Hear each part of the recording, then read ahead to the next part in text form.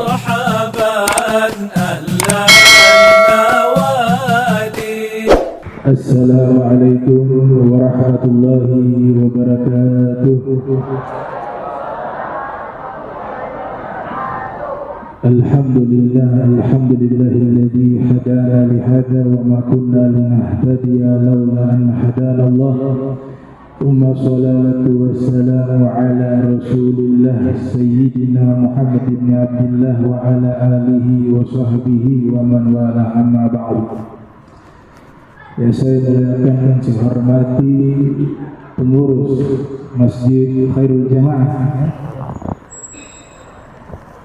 beserta ketua PKM-nya Bapak Ruslan dan juga saudara Anggala, ya, wakil.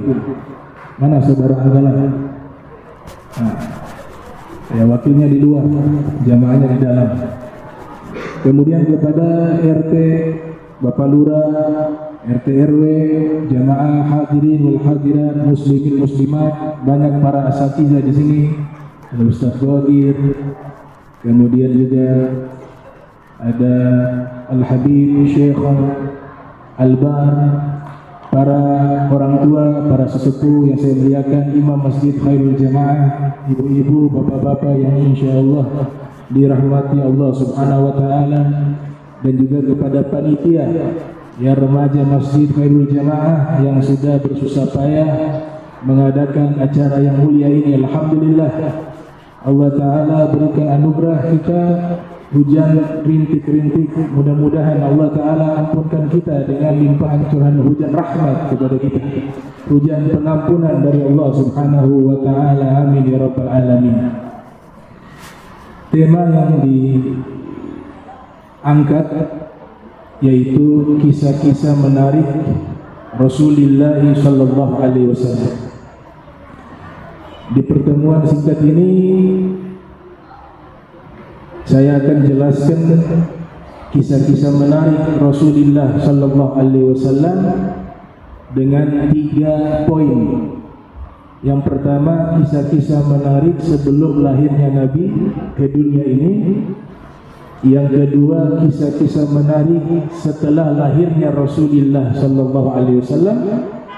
Dan yang ketiga, kisah-kisah menarik setelah wafatnya Rasulullah Sallallahu Alaihi Wasallam. Jadi isi ceramah di pertemuan kali ini kita membahas 3 poin tersebut.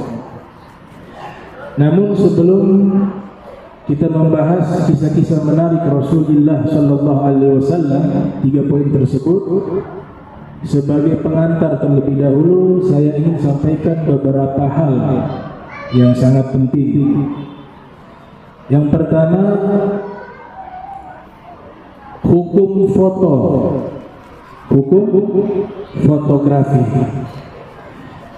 Saudara-saudara sekalian, hukum fotografi memang ada terjadi sedikit perbedaan pendapat. Kalau perbedaan pendapat yang mau haramkan foto silakan, gak ada masalah. Tapi yang berfoto juga jangan disalahkan karena ada perbedaan pendapat. Nah, ulama-ulama yang mayoritas justru menghalalkan foto. Hukum berfoto itu sama seperti bercermin, berkaca. Jadi hukumnya sama. Sehingga foto dia berbeda dengan melukis. Kalau melukis makhluk hidup, di sini juga terjadi perbedaan pendapat, tapi kebanyakan juga mengharamkan. Ada yang membolehkan, ada yang mengharamkan. Yang disepakati itu membuat patung makhluk hidup, itu hampir ijma' akan keharaman itu. Patung-patung makhluk hidup yang dibuat secara utuh, itu mayoritas mengharamkannya. Tapi kalau foto mayoritas membolehkan. Sama seperti berkaca, dia bukan melukis tapi memindahkan dengan cahaya gambar ke alat tersebut. Oleh sebab itu ada hukum yang mengatakan hukum fotonya haram tapi rekaman halal. Foto haram tapi rekaman halal. Nah, ini juga menjadi satu kaidah yang sangat lucu. Karena kalau video nanti di pause, di stop, maka dia menjadi foto. Berarti ketika dia berhenti gambarnya haram, nanti di play dia berjalan lagi, itu video jadi halal. Berarti hukumnya bisa kadang halal, bisa menjadi haram karena sebab pause dan play. Nah, sehingga ulama-ulama Mesir, diantaranya seorang mufti namanya Syekh Bakhit Al-Muti Al-Hanafi, dia menulis satu kitab tentang masalah hukum fotografi berjudul Al-Jawab Syafi fi Ibahati Taswir Fotografi, yang dimana di kitab tersebut kesimpulannya bahwa hukum foto itu adalah dibolehkan selama gambarnya baik. Kalau gambarnya buka aurat ya haram. Tapi kalau gambarnya dari foto itu adalah tidak membuka aurat, maka hukum tersebut adalah hukum yang dibenarkan, yang dibolehkan. Lagian kalau diharapkan foto di zaman sekarang repot. KTP harus ada foto, SIM harus ada foto, mau keluar negeri, paspor visa juga harus ada foto, mau buat acara juga, buat baleho untuk dikenalkan kepada masyarakat juga menggunakan foto. Jadi itu saya ingin sampaikan pengantar saja bahwa hukum foto itu adalah hukum yang dibolehkan. Masalah kedua, ilmu agama ini berbeda dengan ilmu-ilmu lainnya. Ilmu agama berbeda dengan ilmu-ilmu lainnya. Ada beberapa ilmu yang dimana jika kita belajar otodidak maka akan rusak. Misalnya dokter, belum pernah saya temukan tuh dokter membuat satu praktek ditulis ini adalah dokter otodidak, ahli penyakit dalam, ahli jantung. Saya yakin tidak ada pasien yang datang. Dokter otodidak tidak bisa, tapi dokter yang sebenarnya itu ilmu ini tidak bisa otodidak, dia harus melalui proses pendidikan panjang, dulu zaman. Makanya tidak boleh tuh dokter otodidak, praktek, nggak ada. Ada ilmu-ilmu lainnya memang otodidak boleh. Ahli bangunan, ya, walaupun dia tidak sekolah arsitek, dia bisa tuh belajar dari tukang. Bisa bangun bangunan tanpa sekolah, bisa. Nah, namun ilmu kedokteran dan salah satu juga ilmu agama, dia tidak bisa otodidak. Dia harus dengan guru bertalaqi. Makanya dikatakan oleh para ulama, man la syekha lahu fa syaitanu syekhu. Orang yang tidak punya guru, gurunya adalah syaitan. Itu yang dimaksud ilmu agama. Apalagi tidak bersanad bersambung kepada Nabi Muhammad SAW dan hanya sekedar dengan membaca, maka ulama mengatakan man kana syekhuhu kitaban fa khata'uhu aktsaru min shawabih. Orang yang gurunya hanya buku, tanpa ada guru spiritual, tanpa ada guru agama, dia tidak bertalaki, maka salahnya lebih banyak dari benarnya, kata ulama. Maka harus bertalaki dengan para asyuyukh, para asatizah yang bersanad sehingga pemahamannya tidak menyimpang, tidak keliru. Kemudian dikatakan Al-Imam Asy-Syatibi, seorang ulama Spanyol, menulis satu risalah berjudul Kitab Al-Muwafaqat. Di situ beliau mengatakan, kana al-ilmu fi sudurir rijal, thumma intaqal ila al-kutub wa mafatihuhu bi aidi rijal. Ilmu di zaman Nabi, di zaman sahabat, di zaman tabi'ut tabi'in dan di zaman tabi'in itu sumbernya di dalam dada. Kemudian ilmu berpindah di dalam kitab-kitab para ulama yang mereka tulis. Namun wa mafatihu bi aidi rijal. Kunci ilmunya tetap ada di tangan ulama, bukan berada di dalam kitab. Maka dikatakan ketika seseorang belajar tanpa guru, maka akan merusak kaidah ilmu Islam yang sudah disusun oleh para ulama. Kita kalau mengambil hukum halal haram, makruh mubah, bacalah kitab-kitab fikih. Di situ sudah ada kesimpulan hukum. Jangan kita mengambil ayat Al-Quran dan hadis kemudian kita yang mengambil kesimpulan sendiri. Akhirnya hukum itu berdasarkan pemahamannya dia. Padahal kapasitas keilmuannya itu belum bisa untuk mengistinbat hukum di dalam Al-Quran dan dalam hadis Nabi Muhammad sallallahu alaihi wasallam. Nah, ini sekedar pengantar prolog agar kita tidak salah mengambil jalan di dalam mempelajari ilmu agama. Dikatakan juga di dalam muqaddimah kitab Sahih Muslim yang ditulis oleh Imam Muslim Ibnu Hajjaj Al-Qusairi Naisabur yang lahir tahun 204 Hijriah wafat 261 Hijriah, dikatakan di situ al-isnad minad-din, sanad bagian dari agama Islam. Unzuru mimman takhuzuna dinakum, perhatikan dari mana ilmu agama kalian ambil, kepada siapa kalian belajar. Itu di dalam mukaddimah kitab Sahih Muslim. Imam Muslim meletakkan di bab awal agar apa? Menjadi perhatian ketika mempelajari ilmu agama, harus ada guru, harus ada sanad yang bersambung hingga kepada baginda Nabi Muhammad sallallahu alaihi wasallam. Coba kita lihat, Allah membuat simulasi. Rasul SAW disebutkan di dalam Al-Quran, "Allamaka ma lam takun ta'lam wa kana fadlullah 'alaika 'azima." Allah sudah mengajarkan kepada Nabi Muhammad sallallahu alaihi wasallam seluruh ilmu. Artinya gurunya Nabi Muhammad Allah. Addabani Rabbi fa ahsana ta'dibi. Allah mendidikku dengan pendidikan terbaik. Tapi kita lihat wahyu diantaranya lewat cara apa?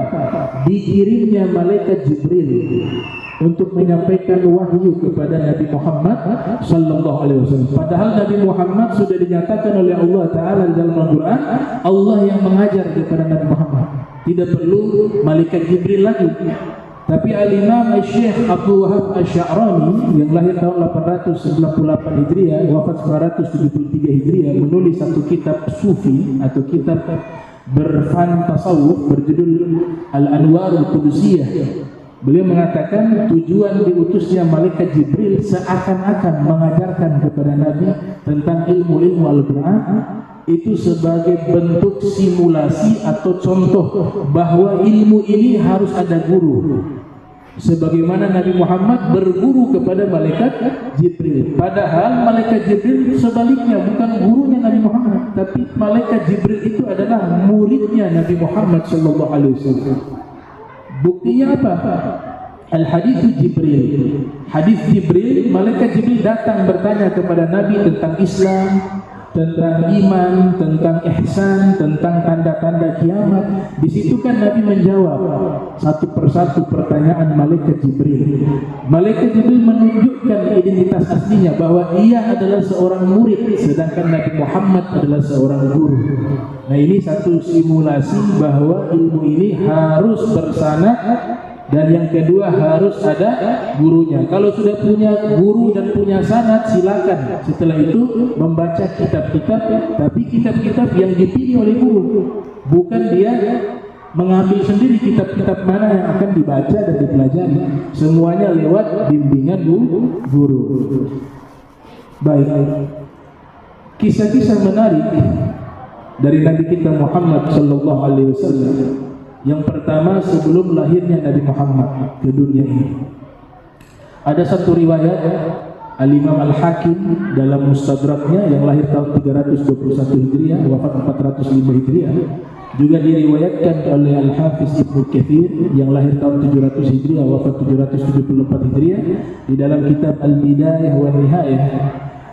Dikisahkan Nabi Adam ketika diatur oleh Allah dengan skenario bahwa akan memakan satu buah di pohon yang dilarang. Kemudian Allah turunkan Nabi Adam ke dunia. Di saat itu Nabi Adam memohon ampun kepada Allah, tapi bukan karena dosa. Jadi para nabi itu tidak pernah melakukan dosa, maksum, mereka dijaga oleh Allah Ta'ala. tapi mereka merasa melakukan dosa. Beda ya, yang melakukan dosa dan merasa melakukan dosa. Keadaan jiwa para nabi itu sesuatu yang bukan dosa, tapi perbuatan yang ibaratnya kurang pantas bagi mereka, mereka menganggap itu sebuah dosa. Makanya Zunnun al-Misri, sebagaimana dikutip oleh Ibnu Mulakin di dalam kitab Tabaqatul Auliya, ia mengatakan taubatul awam minadz dzunub wa taubatul khawas minal ghaflah. Taubatnya orang-orang khusus dari kelalaian, tapi taubatnya orang-orang awam karena sebab dosa. Jadi berbeda tuh antara orang khusus, para nabi, para rasul, mereka merasa melakukan dosa. Adapun orang-orang umum, ya dosa yang dia istighfarkan benar-benar melakukan dosa. Diriwayatkan Nabi Adam berdoa kepada Allah Subhanahu wa taala memohon ampun. Berbagai macam doa. Dalam satu riwayat Ibnu Katsir dalam tafsir mengatakan Nabi Adam membaca doa Rabbana dzalamna anfusana wa in lam taghfir lana wa tarhamna lanakunanna minal khasirin. Itu riwayat pertama. Tapi ada yang menarik. Riwayat kedua dinukilkan oleh Imam As-Suyuti yang lahir tahun 849 Hijriah wafat 911 Hijriah dalam kitabnya Ad-Durrul Mansur fi Tafsir bil Mahfuz. Beliau meriwayatkan riwayat dari Ibnu Najjar yang bersambung dari sahabat bernama Abdullah bin Abbas radhiyallahu anhu. Abdullah bin Abbas pernah bertanya kepada Nabi Muhammad SAW, karena Allah mengajarkan kepada Nabi Adam doa agar ketika doa itu dibaca Allah mengampuni kesalahan Nabi Adam. Fatalaqa Adam min rabbih kalimatin fataba alaihi. Di surat Al-Baqarah disebutkan. Allah ajarkan kepada Nabi Adam beberapa kalimat. Dengan kalimat ini Nabi Adam berdoa, Allah akan terima ampunnya. Kemudian Ibnu Abbas bertanya kepada Nabi Muhammad sallallahu alaihi wasallam, ia mengatakan sa'altu Rasulullah sallallahu alaihi wasallam, saya bertanya kepada Rasul sallallahu alaihi wasallam, anil kalimatil lati talaqqaha Adam fataba alaihi, yang dimana Allah mengajarkan kalimat-kalimat tersebut kepada Adam, dengan sebab kalimat tersebut Allah mengampuni dosanya Nabi Adam. Apa isi doa tersebut ya Rasulullah? Apa isi kalimat tersebut ya Rasulullah? Kemudian Nabi menjawab, Nabi Adam berdoa, sa'alallaha bihaqqi Muhammadin wa Ali wa Fatimah wal Hasan wal Husain. Nabi Adam berdoa meminta kepada Allah Ta'ala dengan wasilah Nabi Muhammad, dengan wasilah Imam Ali, dengan wasilah Sayyidah Fatimah, dengan wasilah Imam Hasan dan Imam Husain, maka Allah ampuni daripada kesalahan Nabi Adam. Ini salah satu riwayat dinukilkan oleh Imam As-Suyuti. Di riwayat Imam Al-Hakim di dalam kitab Mustadrak yang tadi saya sebutkan, juga di riwayat Ibnu Katsir dalam kitab Al-Bidayah wa Nihayah dan kitab Qasasil Anbiya, Nabi Adam digambarkan oleh Nabi Muhammad lamma ikhtarafa Adam al-khati'ah qala inni as'aluka bihaqqi Muhammadin illa ghafartani.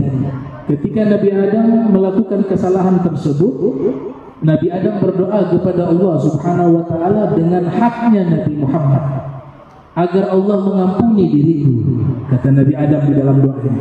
Kemudian Allah taala bertanya, ya Adam, kaifa arafta Muhammadan wa lam akhluqhu ba'd? Wa lam akhluqhu ba'd. Qabla. La, wa lam akhluqhu qabla, laisa ba'd. Wahai Adam, bagaimana kau bisa mengenal Nabi Muhammad padahal aku belum menciptakannya sebelumnya? Sebelumnya aku belum menciptakan. Masih berupa cahaya, nur. Di sini Allah seakan-akan bertanya. Tapi kalimat bertanya Allah bukan karena bertanya. Kalau kita mengatakan Allah itu bertanya, berarti sebelumnya tidak tahu. Dan Maha Suci Allah, semua ilmu Allah itu Allah mengetahui sesuatu. Tidak ada kalimat bertanya bagi Allah. Apa arti bertanya? Talabul ilmi bi syai'in ma lam yakun ma'luman min qabl. Arti bertanya sesuatu yang sebelumnya belum tahu, maka meminta agar untuk tahu. Nah, itu mustahil Allah memiliki sifat tersebut. Jadi Allah sudah mengetahui semua yang terjadi, tapi Allah bertanya kepada Adam untuk menunjukkan kemuliaan Nabi Muhammad sallallahu alaihi wasallam di hadapan Nabi Adam. Makanya Allah bertanya, bagaimana kau mengenal Muhammad padahal aku belum menciptakannya sebelumnya? Maka Nabi Adam mengatakan, ya Rabbi, lamma khalaqtani biyadik wa nafahta fiyya min ruhik rafa'tu ra'si fara'aitu ala gawaimil arsy maktuba la ilaha illallah Muhammadur Rasulullah fa'alimtu annaka lam tudif ila ismika illa ahabba khalqi ilaik. Kata Nabi Adam, ya Rabb, ketika kau ciptakan diriku, aku melihat di tiang-tiang arsy di situ ada tertulis kalimat la ilaha illallah Muhammad Rasulullah. Maka aku yakin tidak ada satu nama yang jika dikaitkan dengan namamu melainkan pasti dia kekasihmu. Maka Allah Ta'ala menyatakan, sadaqta ya Adam, engkau benar wahai Adam. Innahu la ahabbul khalqi ilayya, sesungguhnya Muhammad adalah makhluk yang paling aku cintai, kata Allah Ta'ala. Isa'altani bihaqqi Muhammadin ghafartu lak. Kalau kau berdoa bertawassul dengan nama Nabi Muhammad, aku akan ampuni seluruh dosamu. Laula Muhammad ma khalaqtuka, kalau bukan karena Nabi Muhammad wahai Adam, aku Allah tidak akan menciptakan dirimu, kata Allah Subhanahu wa Ta'ala. Jadi ini sebelum lahirnya Nabi Muhammad sudah dikenal. Setiap ada nama Allah di langit maupun di bumi, di situ pasti setelahnya ada nama Nabi Muhammad sallallahu alaihi wasallam. Hadis yang diriwayatkan oleh Ibnu Asakir yang lahir tahun 499 Hijriah, wafat 571 Hijriah, di dalam kitab Tarikh Dimashq, Nabi Adam ketika menjelang wafatnya, dia memberikan wasiat kepada putranya Nabi Sis alaihissalam. Dia mengatakan, wahai putraku, kullama dzakartallaha fadhkur ila zambihi isma Muhammadin. Wahai putraku, setiap kali kau mengingat Allah, maka jangan lupa sebut pula nama Nabi Muhammad. Demi Allah, kata Nabi Adam, inni qad ra'aitu isma Muhammadin maktuban ala saqil arsy. Demi Allah, saya pernah melihat di tiang-tiang arsy-Nya Allah, di situ tertulis nama Nabi Muhammad. Kata Nabi Adam, wallahi, demi Allah, inni tuftus samawati, saya sudah keliling ke seluruh langit. Wa ana baina ruh wa tin, di saat ruh saya masih berupa tanah, jasad berupa tanah, tapi ruh sudah diciptakan. Dia berada di dalam tubuh yang berupa tanah. Nah, ruh tersebut, kata Nabi Adam, saya keliling langit, kata Nabi Adam, tuftus samawati falam ara fis samawati maudi'an illa wa ra'aitu isma Muhammadin maktuban alaih. Maka tidaklah satu tempat saya lihat di langit melainkan di situ ada tertulis nama Nabi Muhammad sallallahu alaihi wasallam. Ini wasiat Nabi Adam kepada putranya Nabi Allah Sih alaihi salam. Jadi luar biasa, sebelum lahirnya Nabi Muhammad SAW ke dunia ini, nama beliau sudah dikenal oleh Nabi Adam. Nama beliau sudah dikenal oleh seluruh malaikat. Bahkan nama beliau telah dikenal oleh Allah Subhanahu wa Ta'ala. Nabi sebelum lahir, ada riwayat dinukilkan oleh Al-Imam Abul Qasim As-Suhaili dalam kitabnya Ar-Rawd Al-Unf. Ada seorang wanita bernama Ruqayyah bintu Naufal. Dia seorang ahli kitab. Dia kuasai kitab Taurat, kitab Injil. Dan dia sudah membaca isi kitab tersebut, menceritakan tentang ciri-ciri orang tua Nabi Muhammad SAW. Dia survei, dia amati, ternyata yang dia lihat, ciri-ciri orang tua Nabi Muhammad adalah Sayyidina Abdullah yang ada di kota Makkah. Maka dia menawarkan dirinya kepada Sayyidina Abdullah agar Sayyidina Abdullah menikah dengan dirinya. Tapi Sayyidina Abdullah mengatakan, saya sudah dijodohkan dengan seorang wanita mulia bernama Sayyidah Aminah. Jadi saya minta maaf. Setelah itu diadakanlah pernikahan antara Sayyidina Abdullah dengan Sayyidah Aminah bintu Wahbi. Tidak lama mengandung, Sayyidah Aminah mengandung Nabi kita Muhammad SAW. Maka Ruqayyah bintu Naufal mendatangi Sayyidina Abdullah, kemudian mengatakan, wahai Sayyidina Abdullah, saya datang ke sini mau klarifikasi. Dulu saya tawarkan diri saya agar engkau menikah dengan saya karena dulu cahaya Nabi Muhammad ada di dalam sulbimu. Sekarang farakaka nurul ladzi kana ma'aka bil ams. Sekarang cahaya itu sudah berpisah dari tubuhmu. Tidak ada lagi di dalam tubuhmu cahaya tersebut. Karena ibundanya sedang, Sayyidah Aminah sedang hamil. Cahaya ini sekarang sudah berpindah kepada Sayyidah Aminah. Falaisa li bika al-yawm haja. Maka saat ini saya tidak butuh lagi menikah denganmu. Karena cahaya Nabi Muhammad sudah berpindah ke dalam tubuhnya Sayyidah Aminah binti Wahab. Kemudian dia kabarkan, nanti putramu akan menjadi seorang nabi penutup bagi umat ini. Dari riwayat ini kita bisa ketahui bahwa kedua orang tua Nabi Muhammad SAW sudah mengetahui bahwa putra mereka itu adalah seorang nabi. Maka tidak mungkin mereka tidak mengikuti agama dari putra yang akan membawa agama Islam. Mereka sudah beriman terlebih dahulu kepada Nabi Muhammad SAW sebelum Nabi Muhammad dilahirkan ke dunia. Karena sebelum lahirnya Nabi Muhammad, Ruqayyah bintu Naufal sudah mengabarkan bahwa putramu, anakmu yang akan lahir, dia adalah seorang nabi. Jadi sebelum lahirnya Nabi Muhammad sudah menunjukkan hal-hal yang luar biasa. Allah Ta'ala selalu menggandengkan nama Allah dengan nama Nabi Muhammad. Wa rafa'ana laka dzikra. Kami tinggikan namamu. Pernah Nabi bertanya kepada malaikat Jibril. Ini juga pertanyaan simulasi. Kalau mau paham, Nabi sudah paham. Tapi Nabi bertanya kepada Jibril agar Jibril bertanya langsung kepada Allah Subhanahu wa Ta'ala. Ya Rabb, apa tafsiran dari wa rafa'ana laka dzikra? Kami tinggikan namamu. Maka Allah Ta'ala menjawab, katakanlah kepada kekasihku Muhammad sallallahu alaihi wasallam, arti dari kami tinggikan namamu, idza dzukirtu dzukirta ma'i. Kalau namaku disebut, maka namamu juga disebut, kata Allah Subhanahu wa Ta'ala, yaitu nama Nabi Muhammad sallallahu alaihi wasallam. Makanya di dalam syariat azan setiap kali menyebut kesaksian syahadah kepada Allah, setelahnya ada nama Nabi Muhammad. Orang yang mau memeluk agama Islam, dia seorang yang ingin masuk agama Islam, dia harus punya dua syarat kesaksian sehingga bisa masuk ke dalam agama Islam. Yang pertama, kesaksian tiada Tuhan selain Allah, dan yang kedua, kesaksian bahwa Nabi Muhammad adalah utusan Allah. Jika kurang salah satu, maka syahadatnya tidak sah. Demikian juga panggilan azan. Setelah mengucapkan kalimat syahadat kepada Allah, setelah itu mengucapkan kalimat syahadat kepada Nabi Muhammad sallallahu alaihi wasallam, sehingga dikatakan di dalam syair, dikatakan wa dhammal ilahu isman nabi ila ismihi idza khala fil khamsi al mu'adzinu ashhadu wa syaqqa lahu min ismihi liyudillahu fadul arsy mahmudun wa hadza muhammadun. Allah selalu menggandengkan namanya dengan nama Nabi Muhammad SAW.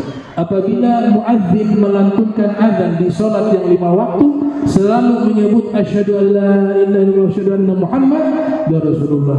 Nama Allah disebut dengan syahadat, setelah itu syahadat kepada Nabi Muhammad sallallahu alaihi wasallam. Dan nama Nabi Muhammad diambil dari nama mulianya Allah Subhanahu wa Ta'ala.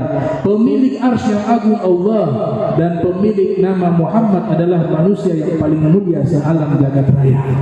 Nah, ini peristiwa-peristiwa atau kisah-kisah yang terjadi sebelum lahirnya Nabi Muhammad SAW.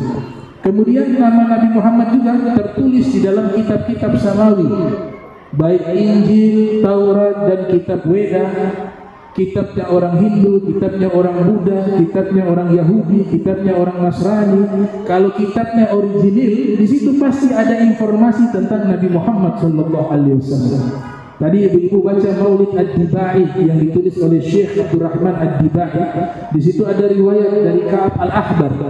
di mana dikatakan Ka'ab al-Ahbar mengatakan allamani abi Taurata illa sifran wahida, bahwa ayahku mengajarkan kepadaku kitab Taurat kecuali satu lembar tidak diajarkan.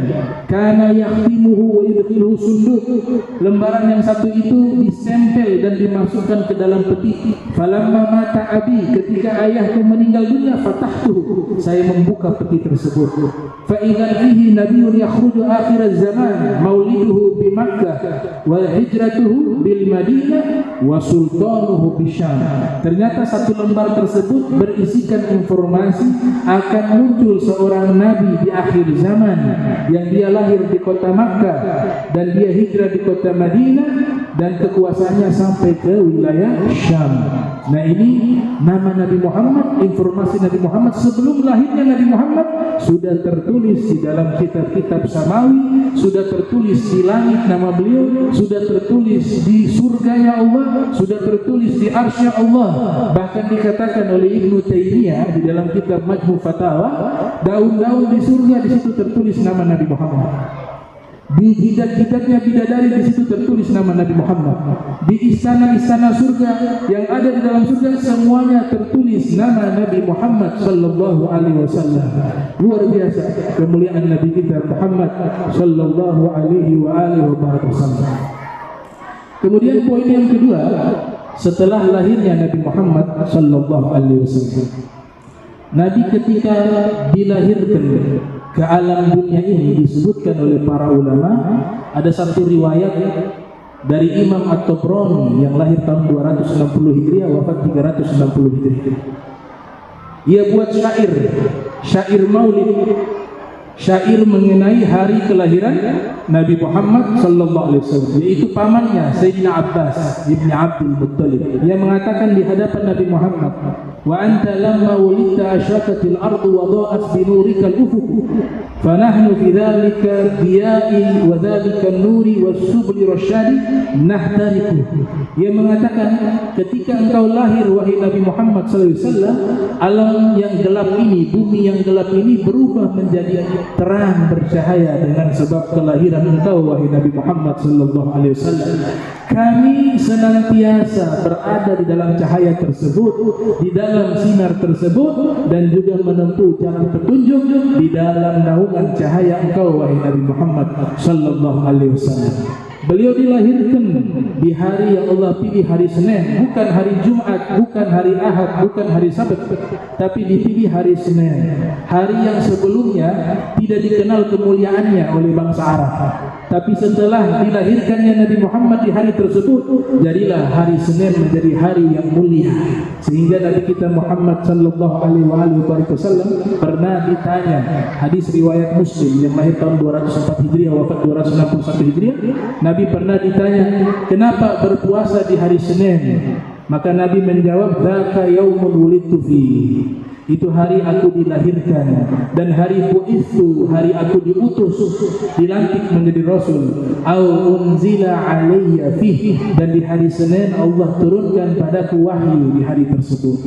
Di dalam riwayat Imam Ahmad bin Hanbal dalam musnadnya yang lahir tahun 164 Hijriah, wafat 241 Hijriah, Ibnu Abbas mengatakan, wulida Rasul sallallahu alaihi wasallam yaumal Isnin, dilahirkan Nabi Muhammad sallallahu alaihi wasallam di hari Senin. Wa ustunbi'a yaumal Itsnain, diangkat Nabi menjadi rasul di hari Senin. Wa kharaja min Makkah muhajiran, dia hijrah ilal Makkah, ke Makkah. Wa kharaja muhajiran min Makkah ilal Madinah yaumal Itsnain, hijrah dari kota Makkah menuju kota Madinah di hari Senin. Wa qadimal Madinata yaumal Itsnain, dan tiba di kota Madinah hari Senin.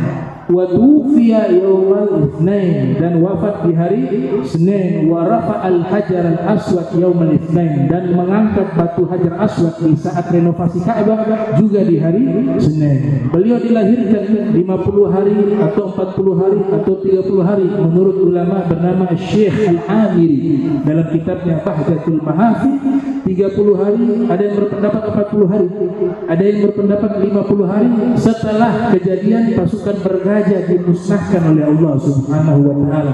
Makanya disebut wulida amal fil, dilahirkan beliau di tahun gajah. Syekh Mubarakfuri di dalam kitab Ar-Rahiqul Maktum mengatakan kalau di konferensi ke Masehi beliau lahir pada tahun 571 Masehi 22 April. Kalau di konferensi ke dalam hitungan Islam Hijriah beliau lahir pendapat jumhur 12 Rabiul Awal, itu jumhur hari Senin di tahun gajah. Di saat Nabi kita Muhammad sallallahu alaihi wasallam beliau dilahirkan ke alam dunia ini, keberkahan itu dia berada bagi seluruh bumi ini. Salah satunya lahirnya Nabi Muhammad, maka tidak ada lagi bencana-bencana yang dahsyat yang pernah Allah kirimkan kepada umat nabi-nabi terdahulu. Tidak ada lagi banjir yang sama seperti banjir di zaman Nabi Nuh. Tidak ada lagi kaum-kaum yang dimusnahkan oleh Allah dengan hujan batu. Tidak ada lagi kaum yang Allah menguburkan mereka terbalik, ditenggelamkan oleh bumi. Tidak ada lagi. Kenapa tidak ada lagi? Karena wa ma arsalnaka illa rahmatan lil alamin. Karena Allah telah mengutus Nabi Muhammad SAW telah lahir ke dunia ini, maka menjadi kasih sayang bagi alam semesta. Kalau tidak ada Nabi Muhammad, bencana-bencana itu akan tetap ada. Tapi karena sudah adanya Rasul SAW, sudah adanya Nabi Muhammad SAW, maka di saat itulah bencana-bencana yang dahsyat yang pernah terjadi di masa dahulu, di masa lampau, tidak akan terjadi lagi di masa kita. Karena kita adalah umat baginda Nabi Muhammad Sallallahu Alaihi Wasallam. Ibunda beliau diriwayatkan oleh Al-Imam Suyuti dalam kitab Al-Khasa'isul Kubra. Sebelum ibunda beliau wafat, Nabi kan usianya masih anak-anak. Ada yang mengatakan 6 tahun usia beliau pada waktu itu. Ibunya ini mengatakan kepada Nabi Muhammad ketika mereka sedang ziarah ke kota Madinah, kembali pulang dari kota Madinah, ibunda beliau sakit dan meninggal dunia. Nah, sebelum meninggal dunia, ibunda Nabi tercinta Sayyidah Aminah mengatakan kepada Nabi Muhammad dan juga pelayan yang mengikuti menemani Nabi Muhammad dengan ibundanya. Ia mengatakan begini, kullu hayyin mayyit wa kullu jadid bal wa kullu kabirin yafna wa ana maytatun wa dhikri bakin wa qad taraktu khairan wa walaqtu tuhra. Ia mengatakan semua yang hidup pasti mati, semua yang baru pasti akan usang, akan musnah, akan hancur. Semua yang besar akan binasa. Dan aku pun akan mati, akan meninggal dunia. Namun sebutan namaku akan abadi. Kenapa? Karena aku meninggalkan anak terbaik sealam jagat raya. Dan aku melahirkan manusia tersuci sealam jagat raya. Dialah putraku bernama Sayyiduna Muhammad Sallallahu Alaihi Wasallam. Itu wasiat terakhir yang keluar dari lisan Sayyidah Aminah. Dari syair ini menandakan bahwa Sayyidah Aminah beriman, meyakini bahwa putranya adalah seorang nabi. Dia percaya putranya adalah seorang pemimpin para nabi dan para rasul yang bernama Sayyiduna Muhammad Sallallahu Alaihi Wasallam. Kemudian yang ketiga, kemuliaan Nabi setelah wafatnya Nabi. Ini lebih dahsyat lagi. Ada riwayat dinukilkan oleh Imam Al-Munziri di dalam kitab At-Targhib wa Tarhib. Sayyidina Anas bin Malik, khadimur Rasul, pelayannya Rasulullah SAW, pernah meminta kepada Nabi untuk berikan syafaat kepada beliau di hari kiamat. Dia mengatakan, sa'altu Rasulullah sallallahu alaihi wasallam an yashfa'a li yaumal qiyamah. Saya meminta dan memohon kepada Nabi Muhammad sallallahu alaihi wasallam untuk memberikan syafaat padaku di hari kiamat. Ia sengaja meminta agar jangan sampai Nabi lupa. Di hari kiamat Nabi lupa karena urusan Nabi banyak. Yang banyak dari umatnya diberikan syafaat bukan hanya satu orang. Maka dia sudah memesan kepada Nabi, ya Rasulullah, saya minta jangan lupa dengan diri saya, nanti di hari kiamat tolong berikan syafaatmu kepadaku. Padahal ini sahabat, ini pelayan Nabi, tapi rasa takut akan hari kiamat sangat luar biasa, sangat membutuhkan pertolongan Nabi Muhammad sallallahu alaihi wasallam. Apa kata Nabi? Ana fa'ilun insyaallah ta'ala. Insyaallah saya akan lakukan itu, kata Rasulullah.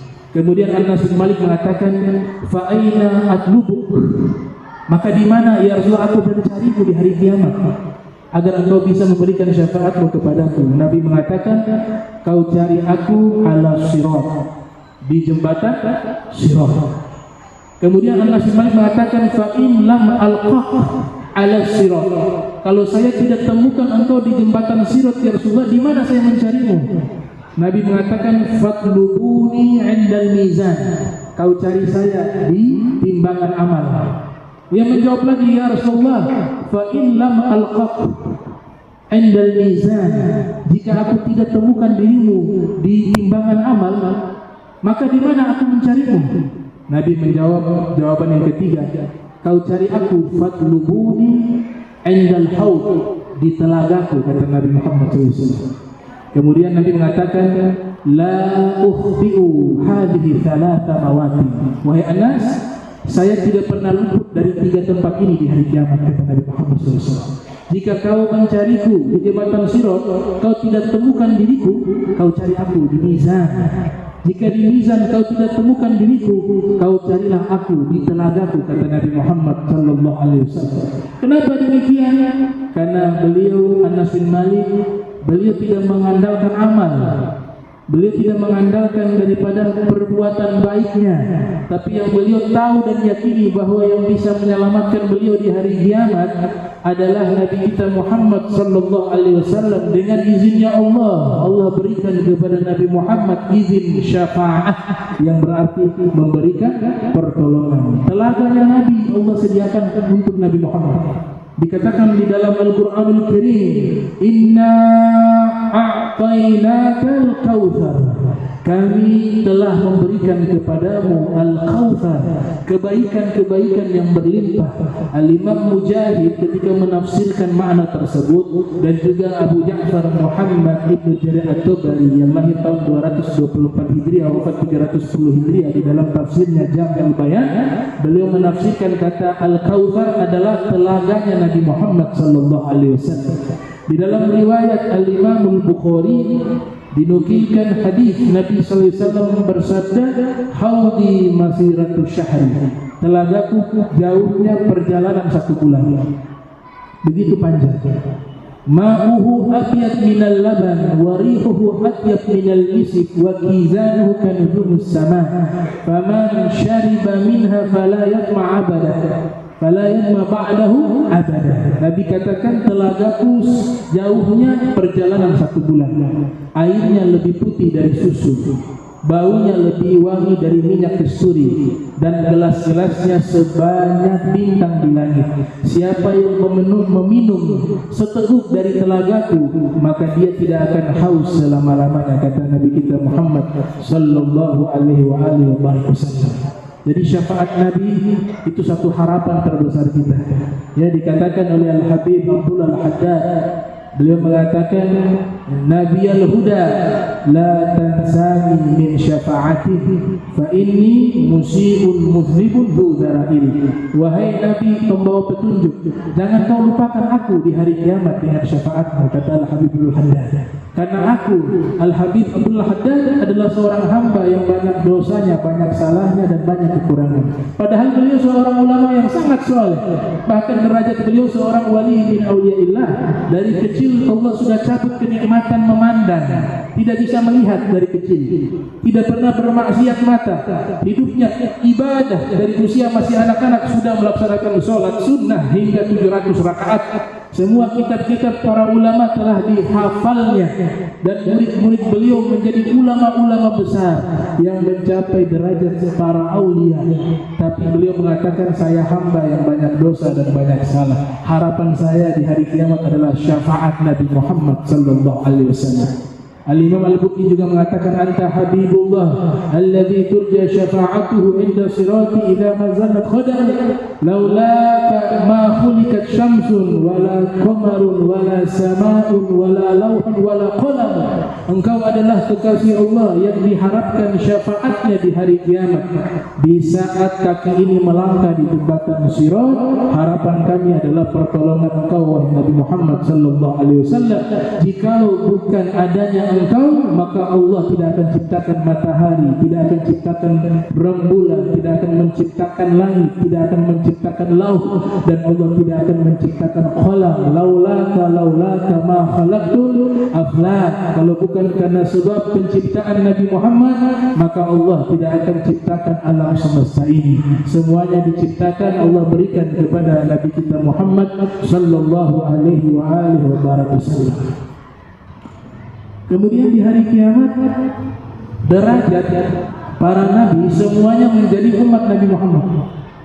Allah cabut sementara pangkat-pangkat kenabian pada hari kiamat. Hadis riwayat Imam Tirmidzi yang lahir tahun 209 Hijriah, wafat 279 Hijriah, di dalam sunannya Rasul SAW bersabda, "Ana sayyidu waladi Adam yaumal qiyamah wala fakhr." Saya pemimpin anak Adam di hari kiamat dan saya tidak bangga. Wa biyadi liwaul hamd, di tanganku ada bendera pujian di hari kiamat.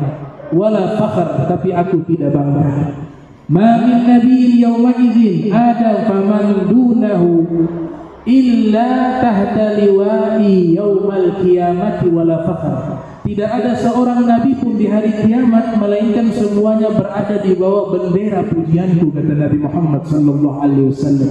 Adam dan seluruh anak turunannya semua berada di bawah panji-panji pujianku, kata Nabi kita Muhammad sallallahu alaihi wasallam. Wa ana awwalu syafi' wa musyaffa', dan saya adalah orang pertama yang memberikan pertolongan, dan saya orang pertama yang diizinkan memberikan pertolongan dan syafaat di hari kiamat, kata Nabi Muhammad sallallahu alaihi wasallam. Wa ana awwalu man tanshaqqu anhul ardu, dan saya orang pertama yang bangkit dari kuburan di hari kiamat. Itu adalah saya, kata Nabi Muhammad sallallahu alaihi wasallam.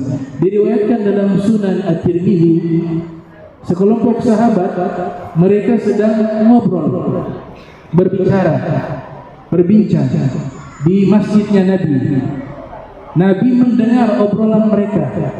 Ada di antara mereka sahabat mengatakan, luar biasa Nabi Ibrahim. Inna Ibrahima Khalilullah. Sesungguhnya Nabi Ibrahim kekasihnya Allah, teman dekatnya Allah. Sahabat yang satunya mengatakan, luar biasa Nabi Musa. Inna Musa kalimullah. Sesungguhnya Nabi Musa itu adalah kalimullah, orang yang bisa berdialog dengan Allah subhanahu wa ta'ala. Sahabat yang lain mengatakan, yang lebih luar biasa Nabi Isa. Inna Isa ruhullah wa kalimatuh. Nabi Isa adalah ruhnya Allah dan kalimatnya Allah. Sahabat yang lainnya mengatakan, Inna Adam istafahullahu. Nabi Adam luar biasa, Allah telah memilih dia menjadi manusia pertama dan menjadi seorang nabi pertama di alam dunia ini.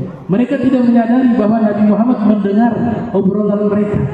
Kemudian Nabi Muhammad SAW keluar dari hujrahnya, menghadap para sahabat yang sedang mengobrol akan kemuliaan para nabi-nabi terdahulu.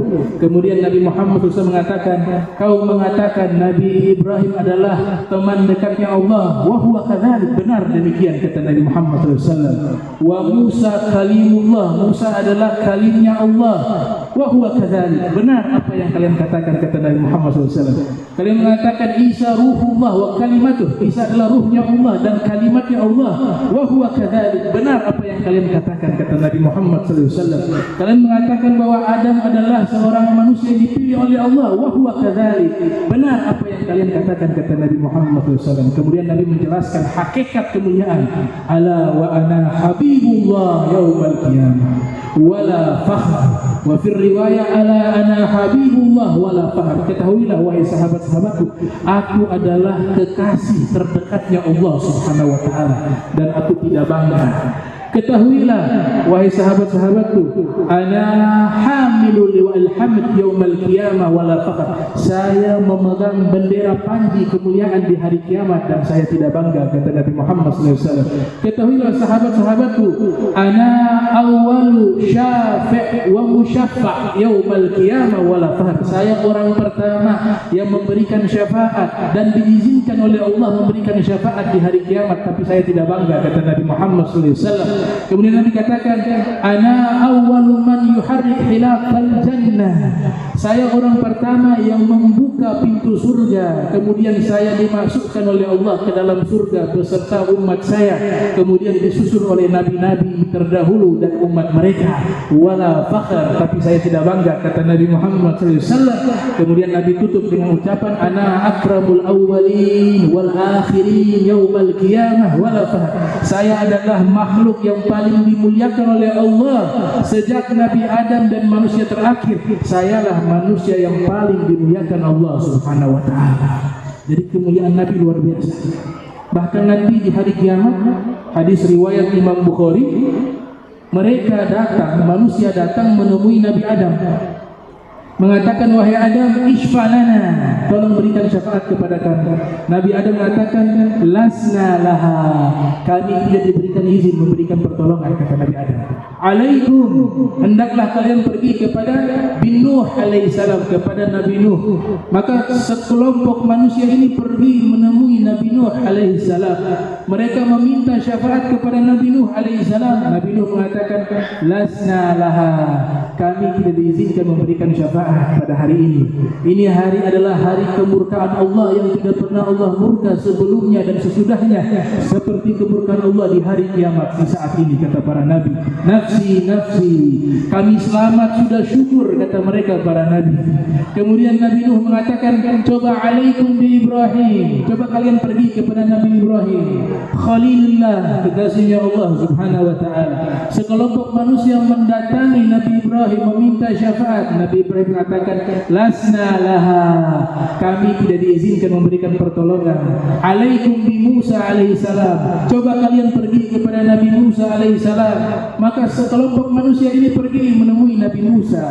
Nabi Musa menjawab dengan jawaban yang sama, lasna laha, kami tidak diizinkan memberikan syafaat kepada manusia di hari ini. Alaikum bi Isa, coba kalian pergi temui Nabi Isa. Sekelompok manusia pergi menemui Nabi Isa. Ternyata Nabi Isa juga menjawab, lasna laha, kami tidak diizinkan memberikan syafaat di hari ini. Alaikum bi Muhammad, coba kalian pergi kepada Nabi Muhammad sallallahu alaihi wasallam. Kemudian Nabi Muhammad mengatakan, ana laha, ana laha, ana laha, saya yang diizinkan oleh Allah untuk memberikan pertolongan kepada kalian. Wahai segenap manusia, datanglah ke sini, saya Nabi Muhammad akan berikan syafaat kepada kalian. Tsumma dhahaba, kemudian Nabi Muhammad pergi menemui Allah Ta'ala di satu tempat. Nabi Muhammad memuji Allah dengan pujian yang tidak pernah beliau puji kepada Allah, yang tidak pernah diukir pujian-pujian yang begitu agung kepada Allah kecuali di hari tersebut, di mana Allah ilhamkan Nabi Muhammad memuji Allah dengan pujian yang sangat luhur dan sangat agung. Kemudian Nabi Muhammad SAW sujud kepada Allah, sujud untuk umat, sujud untuk manusia. Kemudian Allah Ta'ala mengatakan, irfa' ra'sak, angkat kepalamu wahai Nabi Muhammad, kul yusma'lak, katakanlah apa yang kau mau akan didengar. Sal tuqta, mintalah segala sesuatu akan diberikan kepadamu. Isfa tusyaffa, kalau kau minta syafaat maka akan diberikan syafaat itu untukmu. Kemudian Nabi Muhammad SAW mengatakan, ya Rabbi ummati ummati ummati, wahai Allah penciptaku, umatku umatku umatku, tolonglah mereka ya Rabb. Ada makna ala sabilil ma'na, laisa ala sabilil lafaz. Kemudian Allah Ta'ala katakan, ya Rasulullah, intali ila man kana fi qalbihi mithqalu sa'iratin min iman. Kalau begitu pergilah ke neraka, carilah orang-orang yang dalam hatinya ada satu butir gandum beratnya dari keimanan. Fa akhrijhu, keluarkanlah mereka dari neraka, kata Allah Subhanahu wa ta'ala. Subhanallah, Nabi kembali lagi menemui Allah, masih belum puas mengeluarkan umat selamat sebanyak-banyaknya dari dalam neraka. Nabi sujud kepada Allah untuk kedua kalinya. Kemudian Allah Ta'ala mengatakan, irfa' ra'sak, angkat kepalamu wahai Nabi Muhammad SAW. Ucapkanlah apa yang kau inginkan akan didengar. Mintalah pasti diberikan, dan mintalah syafaat akan diberikan syafaat itu untukmu. Kemudian Nabi mengatakan, ya Rabbi ummati ummati ummati, wahai Allah umatku umatku umatku. Allah katakan, intali ila man kana fi qalbihi mithqalu habbatin min hardal, mithqalu habbati hardalin min iman. Pergilah ke dalam neraka, carilah orang-orang yang dalam hatinya ada keimanan seberat biji sawi. Fa akhrijhu, keluarkanlah mereka dari neraka. Maka Nabi keluarkan mereka dari neraka. Setelah itu Nabi kembali lagi menemui Allah Subhanahu wa taala untuk ketiga kalinya. Nabi sujud kepada Allah Subhanahu wa taala. Kemudian Allah Taala menyatakan, irfa' ra'sak, angkat kepalamu wahai Nabi Muhammad. Kul yusma' lak, mintalah apapun, katakanlah apapun yang kau inginkan akan didengar. Sal tu'tah, mintalah akan kau diberikan segala sesuatu. Isfa' tusyaffa', mintalah syafaat, niscaya kau akan diberikan syafaat. Kemudian Nabi mengatakan, ya Rabbi ummati ummati ummati, wahai Allah umatku umatku umatku. Allah katakan, intalik, pergilah engkau wahai Nabi Muhammad ke dalam neraka. Ila man kana fi qalbihi adna mithqali habbati hardalin min iman. Carilah orang yang dalam hatinya sekecil atau sangat kecil keimanannya, lebih kecil daripada biji sawi. Jika ada keimanan tersebut, fa akhrijhu minan nar, keluarkanlah mereka dari dalam neraka. Lihat Nabi Muhammad 3 kali memohon kepada Allah untuk siapa? Untuk kita umatnya sallallahu alaihi wasallam. Jadi jangan pernah merasa bangga apa yang kita miliki di dunia ini. Jabatankah itu, hartakah itu, ilmukah itu, amalkah itu, jangan bangga, jangan sombong, jangan angkuh. Nanti di yaumil qiyamah yang kita minta pertolongan adalah Nabi Muhammad. Di hari kiamat tidak ada jabatan, di hari kiamat tidak ada pangkat. Bahkan disebutkan, kalau kita analisa riwayat tadi, itu mereka datang kepada para nabi ulul azmi. Fasbir kama sabara ulul azmi minar rusul. Sabarlah kalian sebagaimana sabarnya para nabi-nabi, para rasul ulul azmi. Jadi 5 nabi yang mulia disebut ulul azmi, yang memiliki keteguhan yang sangat luar biasa, yaitu Nabi Nuh, Nabi Ibrahim, Nabi Musa, Nabi Isa, dan Nabi Muhammad. Lihat 4 nabi ulul azmi, di hari kiamat jabatannya itu dicabut oleh Allah sebentar. Kalau Nabi ulul azmi saja mereka mengatakan kami tidak bisa membantu kalian, kami selamat sudah syukur. Bagaimana dengan nabi-nabi yang lain yang bukan ulul azmi? Nah kemudian bagaimana kalau hanya orang biasa, orang soleh, aulia? Bagaimana nanti jika orang itu adalah orang kafir, orang musyrik, orang munafik? Ini sekelas para nabi ulul azmi, mereka dicabut pangkatnya sesaat pada waktu itu.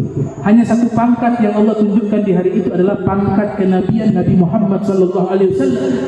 Sehingga sebagian ulama mengatakan di antara hikmah daripada dibuatnya, diciptakannya hari kiamat, di antara hikmahnya adalah Allah ingin menunjukkan derajat kemuliaan, kebesaran, keagungan Nabi kita Muhammad SAW. Karena di hari itu yang bisa berbicara dengan Allah hanya Nabi Muhammad. Di hari itu yang hanya diizinkan sujud kepada Allah hanya Nabi Muhammad.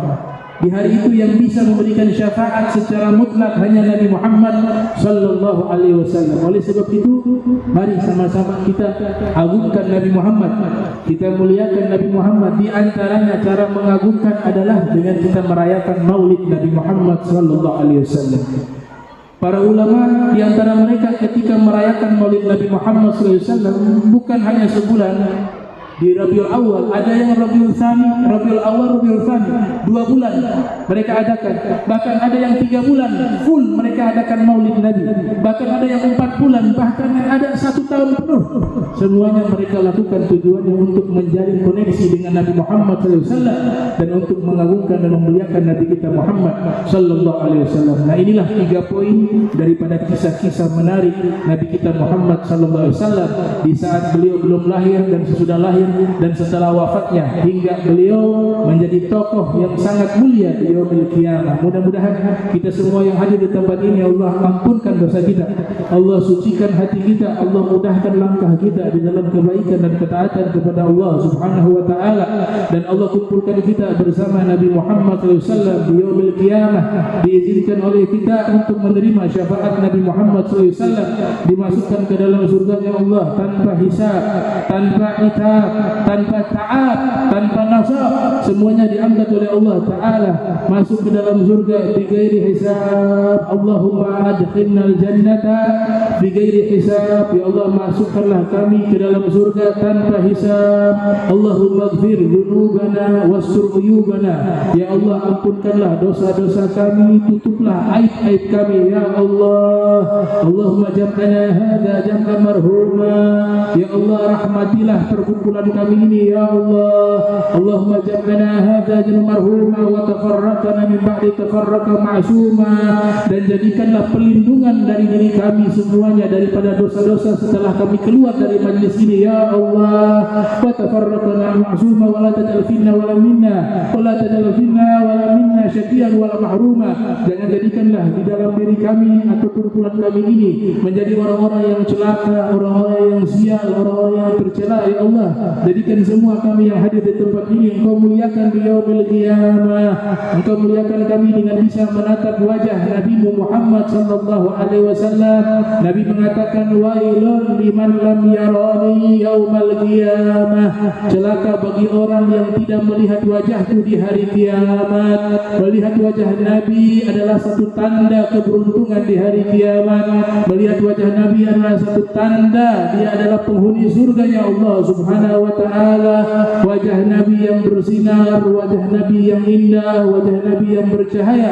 Mudah-mudahan Allah Subhanahu wa taala buka tabir dan hijab sehingga perkumpulan kita di malam hari ini disaksikan oleh Nabi Muhammad SAW, disaksikan oleh Allah, disaksikan oleh seluruh malaikat, dan menjadi perkumpulan ini perkumpulan yang akan dipertemukan kembali di yaumul qiyamah di majlisnya Rasulullah Muhammad sallallahu alaihi wasallam.